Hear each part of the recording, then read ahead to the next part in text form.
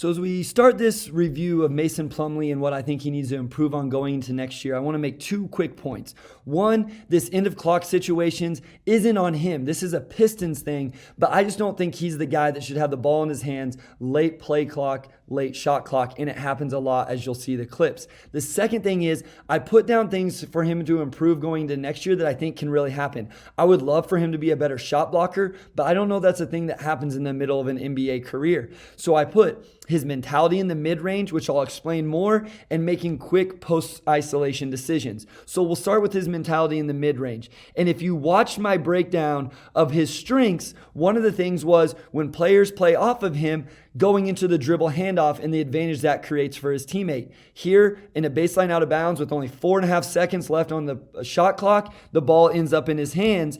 And what I would like to see him do is not take this mid-range shot, but dribble at Josh Jackson and create an advantage because his defender's playing off of him so much. But he settles for the mid-range jumper. I know there's clips. I'm sure people can show me clips where he made these. I know he can, but I don't think it's a shot we want him taking a lot. In this one, plenty of time on the shot clock. I want to see him attack Robin Lopez. Okay, he can attack this top foot to the middle of the lane, and whether it's a shot, which we'll see in a couple clips, or creating an open shot for a teammate, which we'll also see, that's what I would like to see him do. So if the defender's playing off, go into the handoff.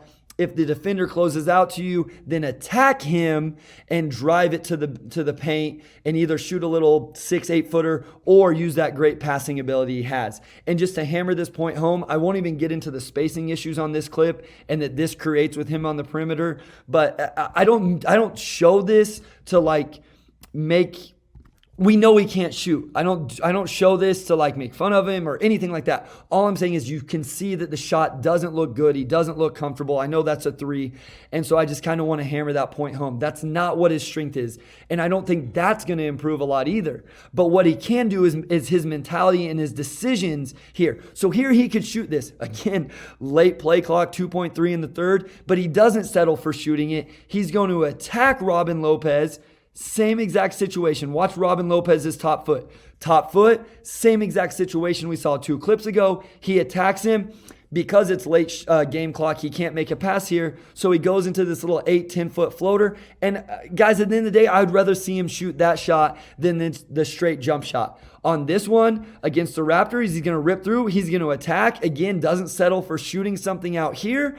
And then he's going to get an open shot for a teammate. He attacks well enough that it forces Wayne Ellington's man to get pinned down in the lane and gives Wayne Ellington a wide open shot. Now, his teammates can also help him in these situations, moving off the ball because he is such a good passer. But when I'm talking about his mid-range mentality, I'm talking about making decisions like the last 2 clips where he doesn't settle for the jump shot. He attacks the lane to either score or get a teammate a bucket. And then quicker post-isolation decisions. Again, he's a great passer.